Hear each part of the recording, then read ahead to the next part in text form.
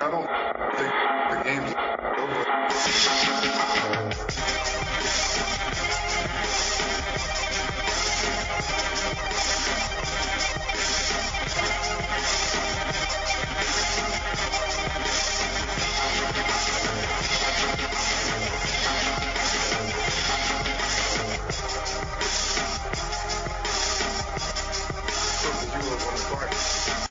Welcome into Triple Zeros. I'm your host, Josh Buck. Be sure to follow me on Twitter at JoshGBuck. Hit the Facebook page, Clocker Sports website, clockersports.com, and the email address is clockersports@gmail.com. And of course, be sure to follow the show on Facebook and Twitter at 30spod. That's the number 3 zeros and pod. And of course, this is the anti-hot take sports show. And I told y'all last episode that I was going to get back to doing what I love to do with most, and that's have some interviews and talk to some really cool, fun people. Because what's this business if you're not, sharing ideas with people in the field? So, getting right to it in that vein, I have a very special guest joining me today.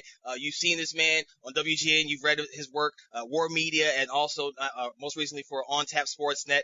Please welcome my guest, Drew Stevens, to the show. Drew, thank you for joining us. What's up, Josh? No problem at all, man. Glad to be here with you.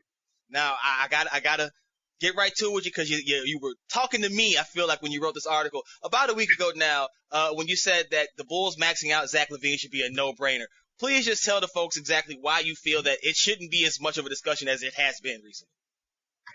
Basically because the new front office, AK and Mark Eversley, ever since they got here, or at least, after they kind of took time to survey the situation, they've made it clear that Zach is somebody they feel they can build around, whether you want to point to the acquisition of Nikola Vucevic and all that they gave up to get him.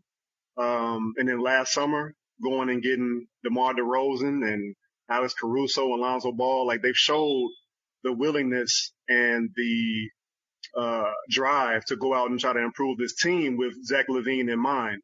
They put themselves in a position where they've, gone from this franchise has gone from missing the playoffs on a consistent basis to now being thought of as one of the kind of mid-tier, potentially lower class type 3rd, 4th seed in the league when healthy. And, they wouldn't have done that without Zach LaVine. And moving forward, to think that they either would not offer him the max or would just let him walk without anything coming back in return, it's just, this is not the front office. This is not who the front office has shown themselves to be. Like, they're very kind of cunning and they go about their business in a certain way, and they see players who they want to get and they go after them. And they would take at least one step back if they were to let Zach walk for free. So it's not even a discussion about does he deserve 5 years and $212 million. Like, I think that needs to kind of be put to the side. It's about what has this front office shown us and how can they be better next year? And the only way to do that really is to have Zach on this roster. You kind of touched on it a bit there, and I totally agree with you. Again, I'm joined by Drew Stevens of On Tap Sportsnet and WARR Media. Drew, what do you think when you read that the front office is split on whether or not to max out Zach LaVine right now? I really don't put a whole lot of stock into it. I think that it's kind of natural, and we see it in the Twitter sphere of Bulls Nation, debate about whether or not he's worth this amount of money compared to some of the other players who make max dollars or some of the other players in the league who are the number 1 and number 2 guys on their team. I think it's natural for, a certain sample size of people to be split on this debate, because this is kind of a debate that we've had ever since the former front office sent him out to go get that offer sheet from the Sacramento Kings. So it's not really a new debate. It's just new figures involved. And I think at the end of the day, the new front office has made it clear, at least in my mind, and according to the reporting that we heard most recently from Joe Cowley of the Chicago Sun-Times, I think it was maybe a couple of weeks ago, that this front office plans to give him the full max that they can offer. And I think that's pretty much what it comes down to. Forget all the other white noise. They seem to be in a position where they know that they have to give this guy this money, that he's whether you want to believe it or not, that he's deserving of this max deal, given how how he ran circles around that last contract that he had. And all due respect, and to be fair, I think the previous front office, Foreman and Gar Foreman and Paxson, they had every right to be kind of hesitant to give him big bucks, considering he was coming off a knee injury. But we've seen what he can do now when healthy. He's one of the most elite scorers in the NBA. Sure, there's other areas of his game that you really hope he improves on, especially his defense and his late game decision making, kind of a close second. But there's no reason to believe he won't put in the work to get better at that. And I also think that when you put him in with the rest of the Bulls when they're healthy, namely Lonzo Ball, he looks a lot better. The Ringer's Kevin O'Connor wrote today that the Portland Trailblazers are still in pursuit of a complimentary star to pair with Damian Lillard. And LaVine's name came up. LaVine is a Washington native. That's about the only ties that those two have, though, is that he's from the state where Damian Lillard currently plays. Now, do you feel like some of the reports of there being a split in the front office has kind of contributed to this kind of resurgence of these trade rumors? Because remember, it was also about a week ago that we just heard that it was kind of coming from Clutch. We're not hearing that same thing now about these new batch of rumors that are coming around. Yeah, I think it's par for the course, I think. And we haven't even really gotten to the official free agent period yet. And it's just going to be a lot of back and forth, a lot of talking, a lot of teams who, are putting their feelers out. And why wouldn't you? Going back to what I said, Zach is one of the premier scorers in the league. A guy who, in my mind, was a fringe All-NBA player before he got hurt. The kind of numbers this dude was putting up on the efficiency that he was doing it, I think he had a very good case before he suffered that knee injury. And I just think it's going to be a lot of that, a lot of talk from whether it be the Portland Trailblazers side or the Mavericks, even the Lakers, though I'm hearing that, they would have to do a ton to try to make that work. I think the Bulls too, like it's very complicated, perhaps the most complicated situation of any team that would try to acquire him. I think he wrote about that as well, that heavy. So it's just noise to me, man. It really is just noise. I think that this, like I said, this front office has shown Bulls fans, has shown the NBA, and more importantly, shown Zach LaVine how much he means to them. And I'm certain that max contract is going to kind of be the last stamp on that. All right. So you touched on it. What is LaVine worth? Let's talk about some of the posts that we've seen floated around there, and if it's a fair return. I've had a couple that have been like, oh, that's kind of interesting. I've had others that I'm like, come on now, y'all got to play it. And I want you to just tell me if you feel it, if you don't feel it, however you want to put it, that's fine. But the first one that I want to bring was one that came up again with the Blazers, and it was a combination of they said players that are already established, but I want to throw in there, maybe they do a sign and trade, double sign and trade with Anthony Simons involved, and they try to go and get Josh Hart in the 7th overall pick. Does that interest you at all? No, it doesn't. No disrespect to Josh Hart and Anthony Simons, but that doesn't quite boil my hot dog water, man, if I'm a Bulls fan.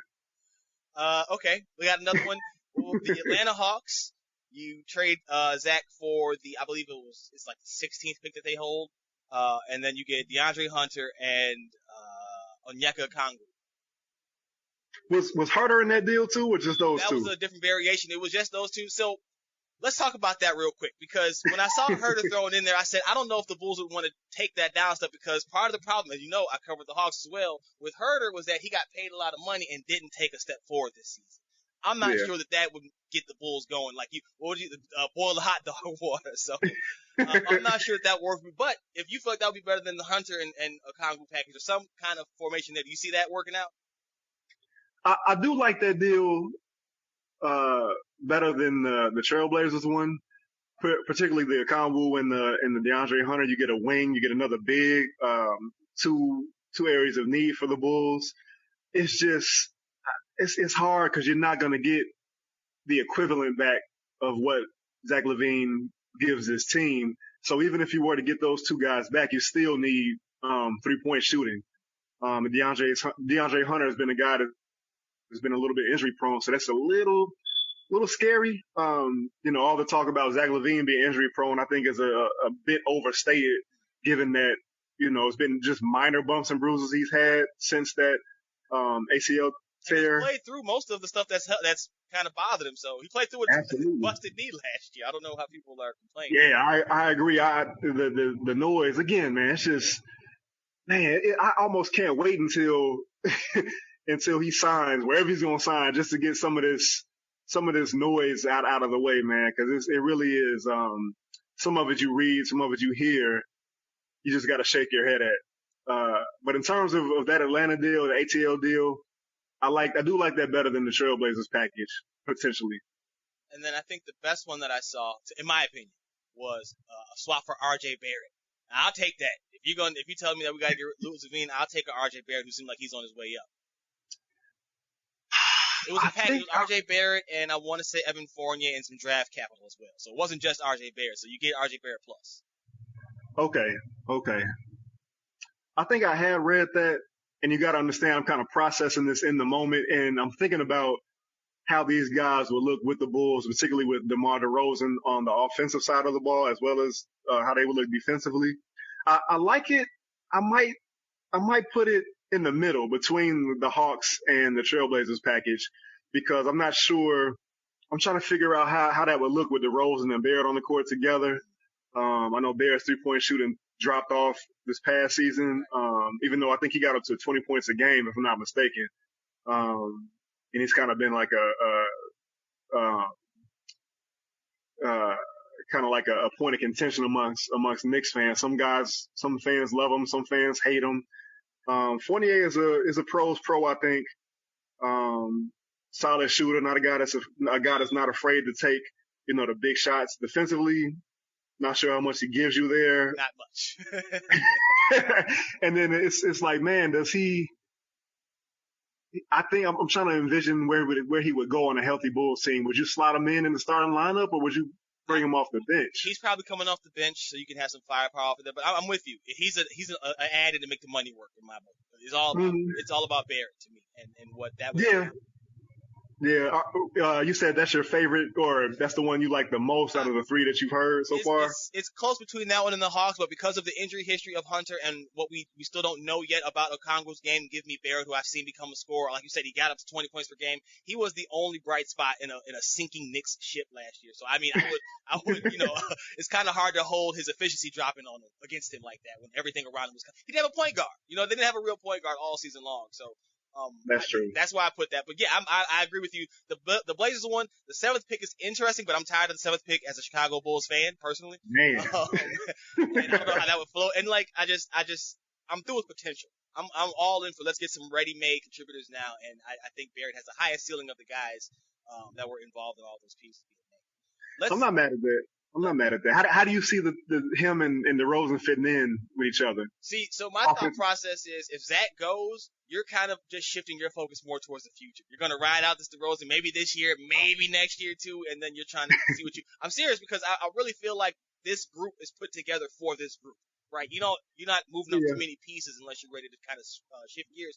And as you pointed to Callie talking about things that could change, Callie actually mentioned if they lose Zach, that their shift is going to be towards a defensive focus. So I can see them trying to move off of Boots this year and then doing something with his DeRozan next summer if possible. So it's so much going on, all because one guy won't just sign already. He won't just say he's coming back. That's a good point. And I think Callie also brought up in the end of that article he wrote that the Bulls could look to move him to Philadelphia for Maxey and I think Thibault. I'm not sure who else might have been involved in that deal, but he had Thibault and Harris, but I'm sure they would try to go for Thibault or Maxey. Like that would be if I'm AK, I'm not even picking up if you're trying to give me Tobias Harris. Yeah, that contract is man. And it's one of those contracts where you're like, oh, he'll be gone. And, oh, he's still got 2-3 more years left. Oh. Right. Let's shift focus to the rest of the roster now, and another highly debated topic, and that is Vucevic. What would you do if you're running the team with Nikola Vucevic? Man, if I'm running the team with Vuce, it's crazy because he gets a lot of slack, but he's so important to what the Bulls do, particularly offensively.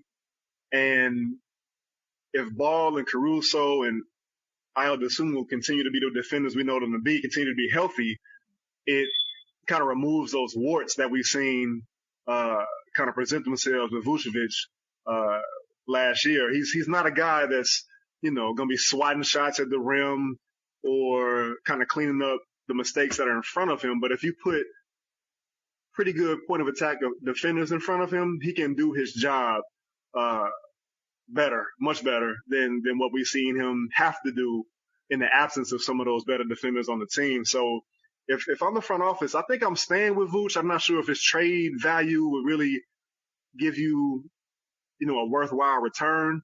So my whole thing would be trying to get a backup that is kind of opposite, brings you different things than what Vucevic does. So a guy that I really want them to look at is JaVale McGee. I think he was making $5 million last year with the Suns. I'm not sure if he, would come over to the Bulls in a quote unquote worse situation than what he's in right now with Phoenix. But, between that whole big man situation going over there with him and Aiden and Biyombo, I'm not sure how much money they want to spread out among those three guys, particularly with their other big man coming back. I can't think of his name right now. He got hurt. Sarge. Yes, Sarge. Dario Sarge, yes. So I think one of those guys got to be available, right? And maybe not Aiden, but at least Biyombo, who he's not going to excite a lot of Bulls fans, but he played really well last year. And we have to remember that the Bulls are on kind of a tight purse strings right now. So it's not like they can go out there and grab a huge fish with what they have on the line right now to kind of bait these guys over. But again, if I'm the front office, I'm looking to keep Vooch. They've kind of preached that continuity line in their postseason presser. I think you just try to find an adequate backup. I think you're spot on. If you keep in Vooch, you definitely have to fill out the rest of the roster, and I think that is kind of the crossroads, the fork that they find themselves at, because it's a matter of, if we keep Vooch, we got to you have to fill out the roster with two-way players. I mean, we saw, like you said, if you got point of attack defenders in front of him, he can guard the position. He's not blocking shots, but he'll be in position, and he's 6'11". So he's still, you can't teach that. But there is that thought that, okay, even if they do that, do they have enough firepower to contend with the Bostons, with the Milwaukees of the world, with the Philadelphia 76ers of the Eastern Conference? We're not even talking about the Western Conference teams yet. We're just talking about their own conference. And I think that's probably where I kind of steer away from keeping Vooch, because entering the final year of his contract showed some signs of decline.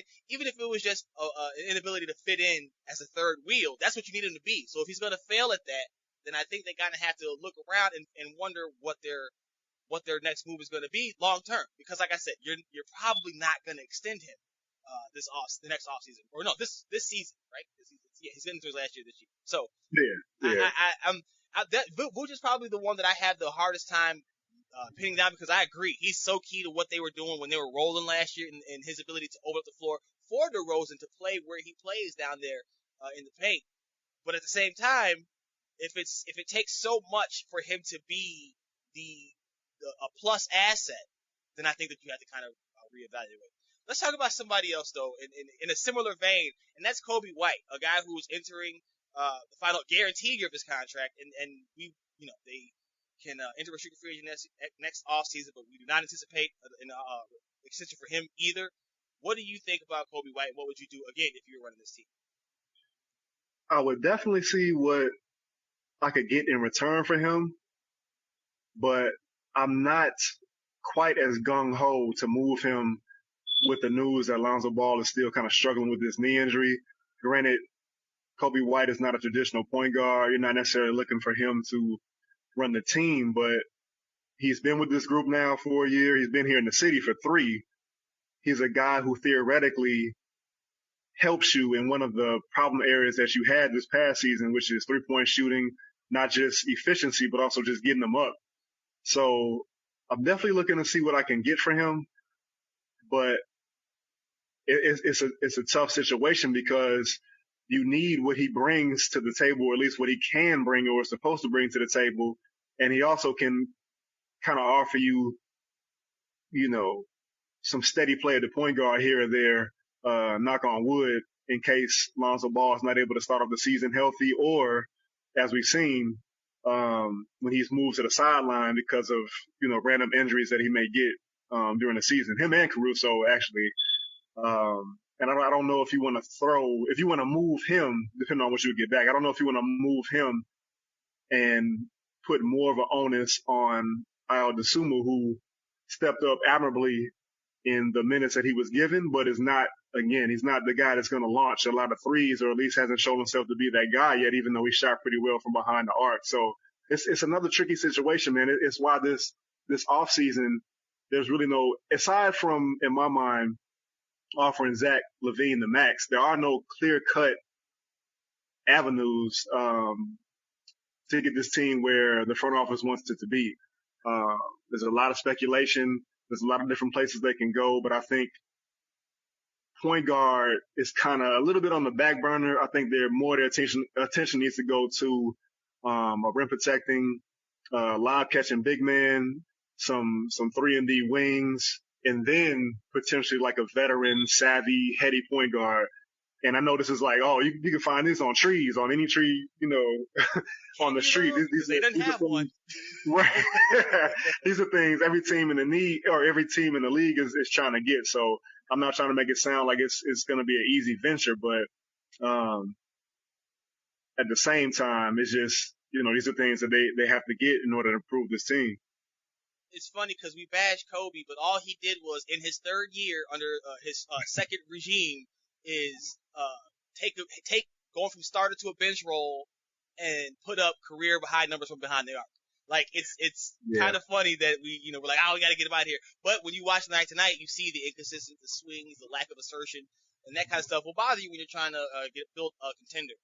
I'm with you though. I'm not moving Coby unless I know I have a savvy point guard to replace what he could theoretically give you if Lonzo, knock on wood, is not healthy for the start of the season. Now, I differ from you in that I think that might need to be a priority anyway, because we saw how like you touched on, and we'll talk about that in a second, Lonzo and Caruso going down kind of made things fall apart. And if we're talking about Dosunmu's progression, I would love to see him more as a playmaking wing than an actual point guard type of player, where he's kind of connecting things and making things happen without having to actually process so much. I think he's really good when he's just going, when he's ripping and going. And that's because he's young, so it could be better. But I think right now his best role would be playmaking wing. But on to the Lonzo Ball and the Alex Caruso situation. How concerned are you after the Bulls invested so much money, $80 million for Lonzo? I forget Caruso's number off the top of my head right now. Are you worried about the amount of injuries that those two picked up, especially Lonzo, how he's still dealing with that knee injury? I'm more worried about Lonzo. Caruso, plays 100 miles an hour, but for the most part, it's just kind of regular bumps and bruises. That freak accident, or that wrist injury suffered at the hands of Grayson Allen on that flagrant foul. That's one of those freak things. The same way Mitchell Robinson's foul on Patrick Williams was earlier in the season. So I think Caruso, you kind of can ride with more confidently. Lonzo, on the other hand, he's now, because of his injuries, because of that knee injury, the front office finding a point guard to kind of be a stopgap, I think becomes, like I said, it's not for this particular offseason. I don't think it's priority number one, but I think it's something that they have to be aware of. And I don't think it's something that they address in a draft, because, like I said, you want to get somebody who can come in and knows how to play his role, a veteran who's been around the league a little bit and can kind of come into that role and play his part effectively. And I don't know if you're going to find that in the draft. I think that's where they need to go after a wing. And it seems to be a lot out there speculated that can be available for them. But yeah, and it's funny too, because I don't remember when the Bulls signed Lonzo, I don't remember anybody talking about injuries or him never having completed a full season. I remember slightly, just because it was a big topic while he was in LA when they traded him for Davis. So that's the only reason why I remember it. And I got a lot of Laker fans who were like, yeah, blah, blah, whatever. So I've been acutely aware of it, but I didn't think that it would become such a discussion as it is now. But when you look at the pattern, I mean, you kind of have to talk about it. It's something that you kind of have to consider. You do. It's unfortunate. Like you said, they just gave him this contract, and he's supposed to be a part of this core moving forward. Him and, ideally Zach and Patrick Williams and, DeMar for the next couple years, unless somehow, some way they end up trying to put him on the market and using his last year as a trade bait or something. But it is I know I put that out there about DeRozan, but if that happens, just know things went off the rails. Okay, just please understand, people out there. If that is what happens, that means things went off the rails. I'm not trying to put that off as that's some kind of path to greatness. Things went awry if they have to put DeMar DeRozan on the trade market. So let me just. I thought about that. Let me put that disclaimer in there. I agree with you. It's a very tricky situation that they find themselves in because it's a tightrope, right? You can make the right tweak or you could send this thing again off the rails. So they don't want to do too much. I did hear that they are considering. They're rumored to be interested in moving off of that pick. Now remember, they cannot trade the pick until they actually make the selection, but they can move the prospect that is taken, which means they can take that prospect from the team. And I've also saw that there is some kind of a push for them to, well, let me not say a push. Karnisovas has got a very strong eye for local talent. He's not, we saw with DeSumo, he's not afraid to take the local guy. We've seen him target, when he worked out Javon Freeman, Freeman Liberty. I always mix those two up. Also, they've been connected to Rashawn Holmes from Lockport native. Mm-hmm. Do you think that Karnisovas' eye for bringing in that kind of talent shows that he's got a better feel for the city? Because there's something to be said for bringing in talented individuals from the hometown and how they play for this team. Do you think that has something to do with kind of the perception that he kind of can build from there? I think he just has an eye for talent, regardless of whose backyard it's in. Now, granted, like you said, he was able to pluck the Sumu last season or last draft, but I think it's just this guy has a very good eye for talent. He's not afraid to jump at who he sees and who he thinks can help his program. We saw that with the Denver Nuggets. So I wouldn't necessarily peg it to him kind of being more in tune with the Chicago scene or Chicago area. I think he just is very good at surveying the scene and figuring out which player fits his team's needs. Him and Eversley, they haven't hit on everybody or every move that they made, but what I really like about them is from day one, they kind of set a standard for the type of team they wanted to put on the floor and how they envisioned it playing. And ever since then, they've been trying to move the pieces around to get that to look the way they want it to look. So I respect that. And I think it's a lot to be said for a front office who knows the team that they want to put on the floor and goes about their business and getting it to be that way. That terrific answer to my butchered question came from Drew Stevens of WARR Media and OnTap Sportsnet. Before we zoom out, I have to ask, because you just talked about moving the pieces around and getting the team to look the way they want it to. Again, I'm putting you in the GM seat. Give me 1 to 2 offseason signings and a draft choice that you would make to have your perfect offseason if you were the Bulls GM. Oh, my God. We know you want to re-sign Zach. So if you got one signing and one prospect. One signing and one prospect. All right. Oh, man, I think I would go for JaVale McGee. I mentioned him earlier for that backup center spot. And in terms of prospects, I'm not the biggest draft guy, but man, there's been so many names, from Tari Eason to Kendall Brown, to EJ Liddell, to Jalen Williams, who's a little bit undersized if they were looking at bringing him in for the front court, but he does have a huge wingspan though. Anybody who's been pegged with the term of having a high motor or a two-way ability, I'm loving. Like the Eason kid out of LSU, I think intrigues me. Although I think his shot release a little funky. Little bit of a hitch in the giddy up there. Yeah, and then I heard about the kid from Baylor, Jeremy Sochan. I know I'm not sure how to pronounce his last name, so I apologize for butchering it. Jeremy Sochan. Yeah. There was Rich Stamen of the Locked On Network. He didn't speak too highly of him. It didn't seem to be too big on him. I don't remember the exact reasons, but I guess maybe Eason. Yeah, I've been high on Eason and Liddell as well, just because of those two traits, the energy and their ability to do multiple things on the floor. Scoring can come along later. We don't need them to score right now, so I'm not even too worried about it. But I'm with you on that. The high motor guys are definitely the guys because they can distribute right away. You know what I mean? You're not worried about them having to get some kind of technical aspect down. Go out there and try. Just go out Yeah, there and do something. Let's zoom yeah. I mean, out. and Go ahead. I was just gonna say, and we've seen um, Javonte Green what his motor can do for this team in a 6'4" guard's body playing up two positions. Can you imagine him in his natural spot in the 2-3 swing rotation? Like that's where you need him to be. He's going to be dynamic, I think, in that role. Yeah. He's really shown himself to be one of those hits that this front office has gotten, kind of a unforeseen diamond in the rough for this team.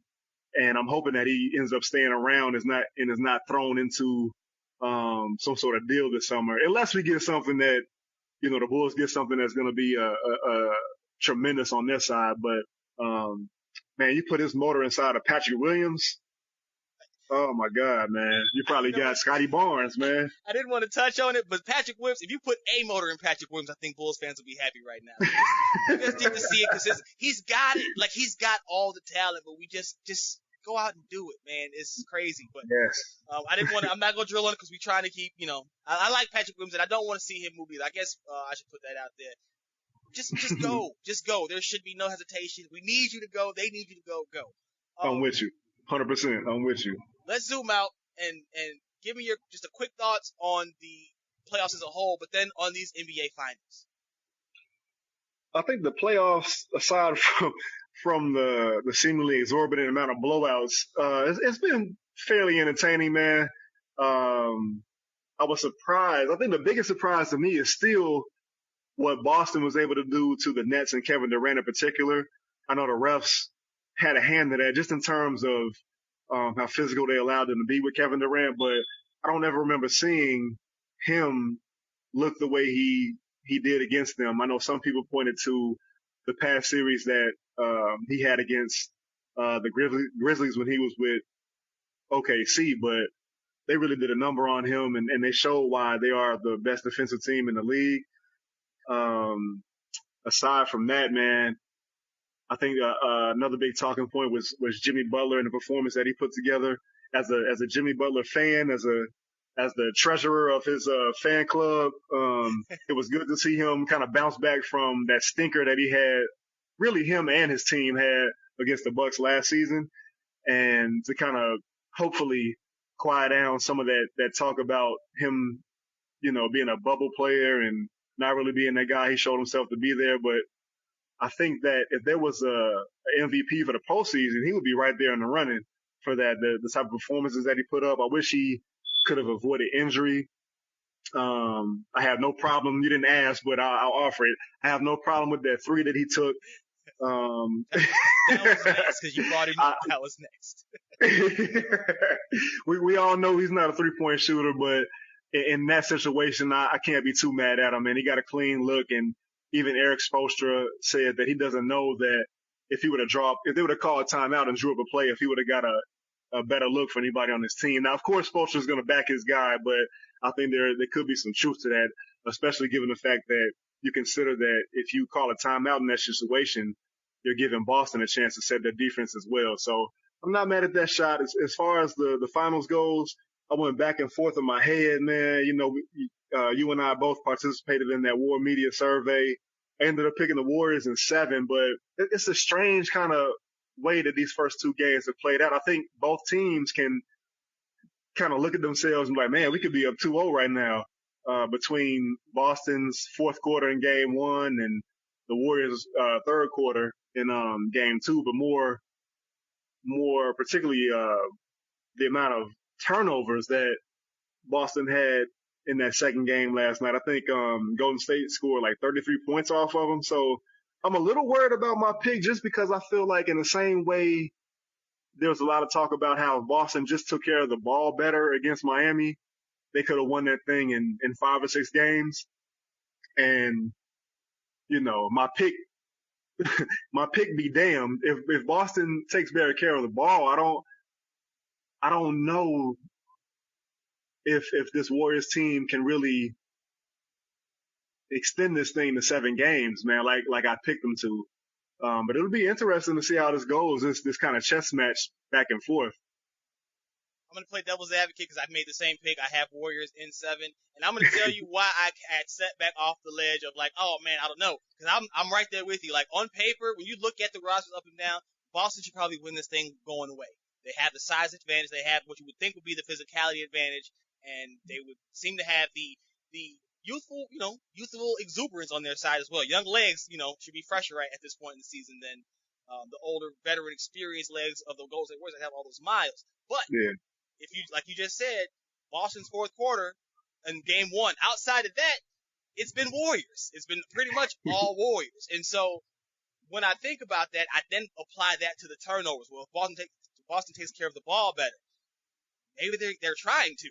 You know what I mean? The Warriors are just so like I'm one of those people that I definitely am like, oh man, when I saw the first game, I was like, man, Boston might take this thing in 6. I could be in trouble.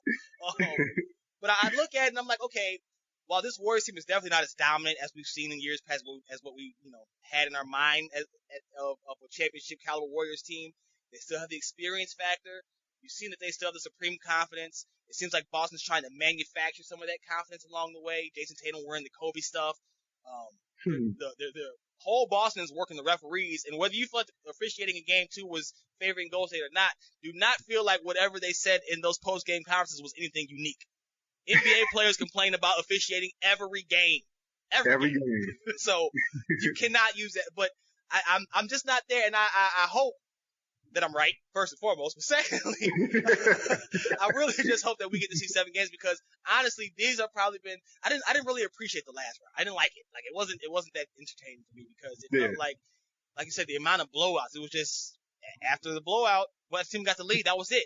Now you got to worry about that fourth quarter rally. You got to worry about the third quarter, extending the lead to 20 some odd points. So I'm hoping we still get 7 games. I'm riding with my pick of 7, and I'm hoping that what I just said about the turnovers and Golden State really winning most of the quarters will bring people back from that ledge of thinking that Boston would take this. Because truth be told, as a Bulls fan, I would hate to see Boston get another championship. So. I know, right? Oh man, that's kind of where I'm at with it. But I do think that Boston is not done. This is definitely not going to be Warriors and just flip a switch and they're not going to win. You see? Yeah, nah. It's too many great minds. There's too many high IQ basketball players, man, for this thing to just kind of lean one way the rest of the series. I totally agree. He's Drew Stevens of WARR Media and of Bulls on Tap. Be sure to follow him on Twitter at Look What Drew Did. And follow all this read stuff, man. The dude is putting in the grind. Trust me, it's a tough grind. So whenever you see somebody that's out here making the waves that he is making, you have to go ahead and salute them. Drew, thank you so much for sharing your time with me. Can't wait to have you back on the show. Josh, thank you, man. I appreciate you so much, man. I'm a big fan of your work, man. Talk about the grind. You putting out 3, 4, 5 articles a day. I'm like, man, is this dude, what is he sleeping? Like, man, how are you getting all this news out, man? And I know you got to be tired of writing like the backstory of what the Bulls can do and the Zach LaVine, yada, yada, yada. You know what I mean? Like, that's got to be kind of wearing on you a little bit. If you forget it one time, your editor's coming down on you saying you got to provide details for the reader who's seen it for the first, you know how it works. I'm already knowing, man. That's going to do it for this episode of Triple Zeros. Be sure to follow the show on Twitter and Facebook at 30spod, the number 30spod. Follow me on Twitter at Joshy Buck. That's at Joshy Buck. And of course, again, follow him on Twitter at Look What Drew Did. And of course, read the stuff. Pivot It Easy, Soaring Down South, Clocker Sports, and of course, Heavy on Bulls. And until the very next time, man, I'm gone.